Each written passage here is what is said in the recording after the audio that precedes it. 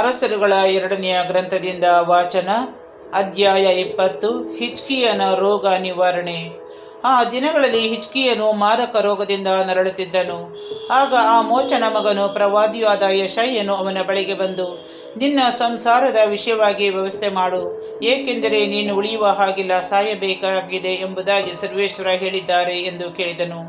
ಇದನ್ನು ಕೇಳಿದೊಡನೆ ಹಿಜ್ಕೀಯನು ಮುಖವನ್ನು ಗೋಡೆಯ ಕಡೆಗೆ ತಿರುಗಿಸಿ, ಸರ್ವೇಶ್ವರ, ನಾನು ಶ್ರದ್ಧೆಯಿಂದಲೂ ಪ್ರಾಮಾಣಿಕತೆಯಿಂದಲೂ ನಡೆದುಕೊಂಡಿದ್ದೇನೆ. ನಿಮ್ಮ ದೃಷ್ಟಿಯಲ್ಲಿ ಒಳ್ಳೆಯವನಾಗಿದ್ದುದನ್ನು ನೆನಪಿಗೆ ತಂದುಕೊಳ್ಳಿ ಎಂದು ಬಹಳವಾಗಿ ಕಣ್ಣೀರಿಡುತ್ತಾ ಪ್ರಾರ್ಥಿಸಿದನು.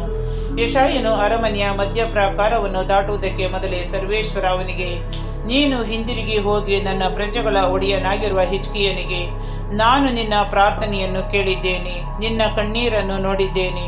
ನೀನು ಗುಣ ಹೊಂದಿ 3ನೆಯ ದಿನ ನನ್ನ ಆಲಯಕ್ಕೆ ಬರುವೆ.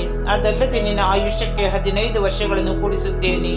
ನಿನ್ನನ್ನು ಈ ಪಟ್ಟಣವನ್ನು ಅಸ್ಸೀರಿಯದ ಅರಸನ ಕೈಗೆ ಬೀಳದಂತೆ ತಪ್ಪಿಸುವೆನು. ನನಗಾಗಿ ಹಾಗೂ ನನ್ನ ದಾಸ ದಾವೀದನಿಗಾಗಿ ಈ ಪಟ್ಟಣವನ್ನು ಉಳಿಸಿ ಕಾಪಾಡುವೆನೆಂಬುದಾಗಿ ನಿನ್ನ ಪೂರ್ವಜ ದಾವೀದನ ದೇವರಾಗಿರುವ ಸರ್ವೇಶ್ವರ ಹೇಳುತ್ತಾರೆ ಎಂದು ತಿಳಿಸು ಎಂದು ಆಜ್ಞಾಪಿಸಿದರು. ಯೆಶಾಯನು ಒಂದು ಅಂಜೂರ ಹಣ್ಣಿನ ಉಂಡೆಯನ್ನು ತರಿಸಿ ಅದನ್ನು ಕುರುವಿನ ಮೇಲೆ ಇಡಿಸಿದಾಗ ಹಿಜ್ಕೀಯನು ಗುಣ ಹೊಂದಿದನು. ಹಿಜ್ಕೀಯನು ಯೆಶಾಯನನ್ನು, ಸರ್ವೇಶ್ವರ ನನ್ನನ್ನು ಗುಣಪಡಿಸುವರೆಂಬುದನ್ನು ನಾನು 3ನೇ ದಿನ ಅವರ ಆಲಯಕ್ಕೆ ಹೋಗುವೆನೆಂಬುದಕ್ಕೆ ಗುರುತೇನು ಎಂದು ಕೇಳಿದನು. ಅವನು, ಸರ್ವೇಶ್ವರ ನುಡಿದಿದ್ದನ್ನು ನೆರವೇರಿಸುವರು ಎಂಬುದಕ್ಕೆ ಸರ್ವೇಶ್ವರನಿಂದ ಗುರುತು ಕೇಳುತ್ತಿರುವೆ. ಹಾಗಾದರೆ ನೆರಳು 10 ಮೆಟ್ಟಲು ಮುಂದೆ ಹೋಗಬೇಕು, ಹಿಂದೆ ಬರಬೇಕು, ಕೇಳು ಎಂದನು. ಹಿಜ್ಕೀಯನು, ನೆರಳು ಮುಂದೆ ಹೋಗುವಂತೆ ಸುಲಭ, ಆದ್ದರಿಂದ 10 ಮೆಟ್ಟಲು ಹಿಂದೆ ಬರುವಂತೆ ಮಾಡು ಎಂದು ಹೇಳಿದನು. ಆಗ ಪ್ರವಾದಿ ಯೆಶಾಯನು ಸರ್ವೇಶ್ವರನಿಗೆ ಮೊರೆಯಿಡಲು ಅವರು ಆಹಾಜನ ಸೋಫಾನ ಪಂಕ್ತಿಯಲ್ಲಿ 10 ಮೆಟ್ಟಲು ಮುಂದೆ ಹೋಗಿದ್ದ ನೆರಳನ್ನು ಹಿಂದೆ ಬರಮಾಡಿದರು. ಬಾಬಿಲೋನಿಯದಿಂದ ಬಂದ ದೂತರು. ಅದೇ ಕಾಲದಲ್ಲಿ ಬಲದಾನನ ಮಗನು, ಬಾಬಿಲೋನಿಯದ ಅರಸನೂ ಆದ ಬೇರೋದಕ ಬಲದಾನ ಎಂಬುವನು, ಹಿಜ್ಕೀಯನು ಅಸ್ವಸ್ಥನಾಗಿದ್ದಾನೆಂದು ಕೇಳಿ ದೂತರ ಮುಖಾಂತರ ಅವನಿಗೆ ಪತ್ರವನ್ನು ಉಡುಗೊರೆಯನ್ನು ಕಳುಹಿಸಿದನು. ಹಿಜ್ಕೀಯನು ಬಂದಂಥ ದೂತರ ಮಾತನ್ನು ಕೇಳಿ ಅವರಿಗೆ ಬೆಳ್ಳಿ, ಬಂಗಾರ, ಸುಗಂಧ ದ್ರವ್ಯ, ಪರಿಮಳ ದ್ರವ್ಯ ಮೊದಲಾದ ಪದಾರ್ಥಗಳಿರುವ ಮನೆಯನ್ನು, ಆಯುಧ ಶಾಲೆಯನ್ನು, ತನ್ನ ಭಂಡಾರದಲ್ಲಿದ್ದುದೆಲ್ಲವನ್ನು ತೋರಿಸಿದನು. ಅವನ ಅರಮನೆಯಲ್ಲೂ ರಾಜ್ಯದಲ್ಲೂ ಅವರಿಗೆ ತೋರಿಸಿದ ವಸ್ತು ಒಂದೂ ಇರಲಿಲ್ಲ. ಆಗ ಪ್ರವಾದಿ ಯೆಶಾಯನು ಹಿಜ್ಕೀಯನ ಬಳಿಗೆ ಬಂದು, ಆ ಮನುಷ್ಯರು ಎಲ್ಲಿಯವರು, ಏನು ಹೇಳಿದರು ಎಂದು ಕೇಳಿದನು. ಅದಕ್ಕೆ ಹಿಜ್ಕೀಯನು, ಅವರು ಬಹುದೂರದ ದೇಶವಾದ ಬಾಬಿಲೋನಿನಿಂದ ಬಂದವರು ಎಂದು ಉತ್ತರ ಕೊಟ್ಟನು.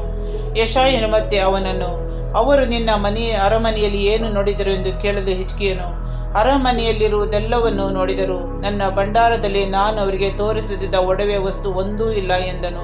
ಆಗ ಅವನು ಹಿಜ್ಕೀಯನಿಗೆ, ಸರ್ವೇಶ್ವರನ ಮಾತನ್ನು ಕೇಳು. ನಿನ್ನ ಪೂರ್ವಜರ ಕಾಲದಿಂದ ಇಂದಿನವರೆಗೆ ಅರಮನೆಯಲ್ಲಿ ಸಂಗ್ರಹವಾದದ್ದೆಲ್ಲವನ್ನು ಬಾಬಿಲೋನಿಯಕ್ಕೆ ಕೊಂಡೊಯ್ಯುವ ದಿನ ಬರುವುದು, ಇಲ್ಲೇನೂ ಉಳಿಯುವುದಿಲ್ಲ. ಬಾಬಿಲೋನಿನ ಅರಸರು ಬಂದು ನೀನು ಪಡೆದ ಮಕ್ಕಳನ್ನು ತೆಗೆದುಕೊಂಡು ಹೋಗಿ ಅವರನ್ನು ತಮ್ಮ ಅರಮನೆಗಳಲ್ಲಿ ಕಂಚುಕಿಗಳನ್ನಾಗಿ ನೇಮಿಸಿಕೊಳ್ಳುವರು ಎನ್ನುತ್ತಾರೆ ಎಂದು ಹೇಳಿದನು. ನನ್ನ ಜೀವಮಾನದಲ್ಲಿ ಹೇಗೂ ಸೌಭಾಗ್ಯವಿದ್ದರೆ ಸಾಕು ಎಂದುಕೊಂಡ ಹಿಜ್ಕೀಯನು ಯೆಶಾಯನಿಗೆ, ನೀವು ತಿಳಿಸಿದ ಸರ್ವೇಶ್ವರನ ಮಾತು ಹಿತಕರವಾಗಿದೆ ಎಂದು ಉತ್ತರ ಕೊಟ್ಟನು.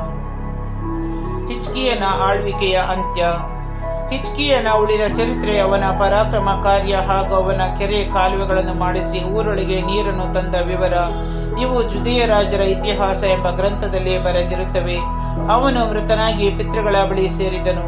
ಅವನ ಸ್ಥಾನದಲ್ಲಿ ಅವನ ಮಗ ಮನಸ್ಸೆ ಅರಸನಾದನು.